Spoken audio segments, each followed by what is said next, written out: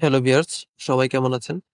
তো আজকে যে বিষয়টা নিয়ে আলোচনা করব সেটা হচ্ছে যে আপনি আপনার Poetex অ্যাকাউন্টে যখন ডলার ডিপোজিট করতে চান, দেখা গেছে যে কোনো না কোনো প্রবলেমের কারণে আপনার অ্যাকাউন্টে টাকাটা ঢোকে না বা টাকা কেটে নিয়ে গেছে আপনার বিকাশ বা নগদ থেকে বা আপনি সেন্ড করছেন, টাকাটা কেটে গেছে কিন্তু টাকাটা কেটেই গেছে কিন্তু আপনি টাকাটা ডলার হিসেবে আপনার Poetex অ্যাকাউন্টে আসেনি। তো সেক্ষেত্রে আপনি কি করবেন? টাকাটা কিভাবে ব্যাক নিয়ে আসবেন আপনার অ্যাকাউন্টে? তো সেটা নিয়ে আজকে বিস্তারিত আলোচনা করব। একদম এ টু জেড ভাবে। তো সম্পূর্ণ ভিডিওটা দেখবেন। তো ১ম এই বলে রাখি যে যারা রিকোয়েস্ট বা ডলার ডিপোজিট করছেন, সেটা যদি ৪৮ ঘন্টার ভিতরে যদি টাকাটা না ঢোকে, আ তাহলে কিন্তু এটা ট্রাই করবেন। মানে দেখা গেছে যে ৪৮ ঘন্টা পার হয়ে গেছে কিন্তু টাকাটা ঢুকে নাই। সেক্ষেত্রে ট্রাই করবেন।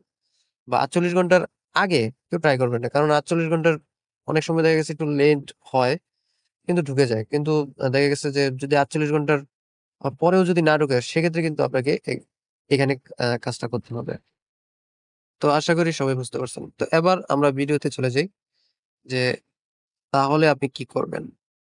তো ১ম এ বলে রাখি যে আপনি আ বিকাশ, নগদ এগুলো থেকে সবচেয়ে থেকে ভালো হচ্ছে ডিপোজিটের ক্ষেত্রে Kotex এ সেটা হচ্ছে Binance। আপনি Binance থেকে খুব সহজেই টাকা ডিপোজিট করতে পারেন বা কিছু সময়ের ভিতরেই।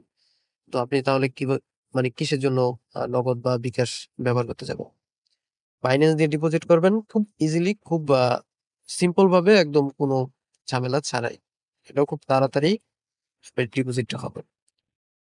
তো আ চলুন শুরু করা যাক। সেক্ষেত্রে আপনাকে ১ম এ কি কাজটা করতে হবে? ১ম এ হচ্ছে আপনাকে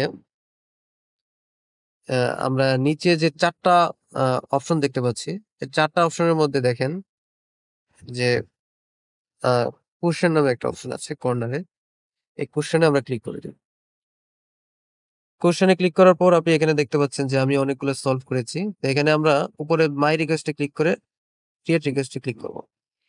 ক্রিয়েট রিকোয়েস্ট এ ক্লিক করার পর আমরা এখান থেকে দেখতে পাচ্ছেন একদম নিচে চলে যাব। নিচে don't find an answer and your question এটাতে ক্লিক করে দিব। ক্লিক করে দেওয়ার পর আপনারা এখানে দেখতে পাচ্ছেন যে ৩ টা অপশন আছে। এটা হচ্ছে সাবজেক্ট যে এই ৩ টা অপশনে আপনি ৩ টার মধ্যে কোন ইস্যুটা নিয়ে মানে সমস্যার বলতেছেন আরকি। তো এখানে ডিপোজিট এন্ড উইথড্রল এ ক্লিক করার পর আপনারা এখানে দেখতে পাবেন যে ২ টা অপশন আছে। সেটা হচ্ছে আপনার ফান্ড নিয়ে সমস্যা বা ডিপোজিট নিয়ে সমস্যা এটা হচ্ছে ১ম অপশন। দ্বিতীয়টা হচ্ছে যে আপনি উইথড্র নিয়ে সমস্যা। তো আমাদের ১ম টা নিয়ে সমস্যা যেহেতু আমরা ডিপোজিট করেছি সেটা টাকাটা আসে নাই, ফেইল্ড আসছে, কেটে নিছে। তো আমরা ডিপোজিট এ এখানে ক্লিক করার পর সিলেক্ট ট্রান্সেকশন এ ক্লিক করার পর আপনারা এখানে দেখতে পাচ্ছেন যেই অ্যামাউন্টটা নিয়ে আমার সমস্যা হয়েছে নগদে এটাতে ক্লিক করে দিলাম।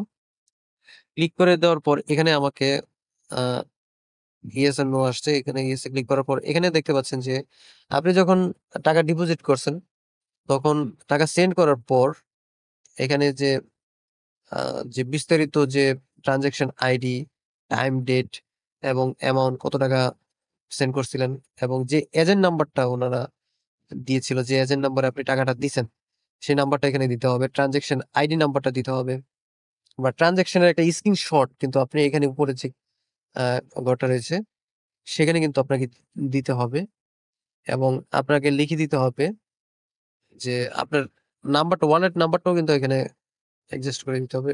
এই পুরো আ মেসেজটা যেটা লিখবেন সেটা কিন্তু আমি ডেসক্রিপশন বক্সে লিখে দিব। সেখান থেকে আপনি লিখে নিতে পারেন। এখান থেকে ওই যে স্ক্রিনশটটা সেটা আপনি এখানে সিলেক্ট করে দিয়ে দিবেন। আর